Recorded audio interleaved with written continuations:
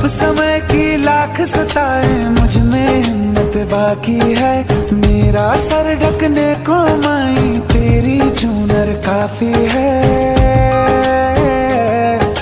क्या मांगे वो बेटा जिसने माँ की ममता पाई है एक तरफ